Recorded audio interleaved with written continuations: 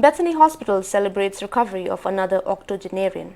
Dr. Kinteolang Sanmit, Nodal Officer and Spokesperson, Bethany Hospital, Shillong, informed an 80-year-old woman recovered from COVID-19 and was discharged today, the 15th of October 2020.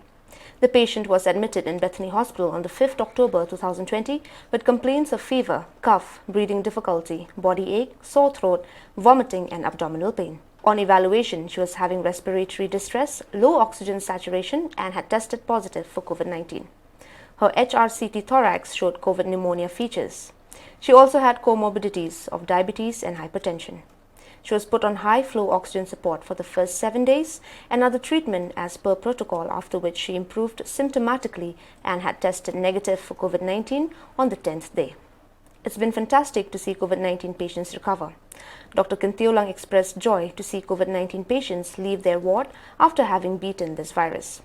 This recovery story offers a powerful reminder to all of us that people of all ages, even with comorbidities, can survive coronavirus if detected and treated at early stage. Therefore, timely diagnosis and treatment are key to providing a better outcome for patients with COVID-19.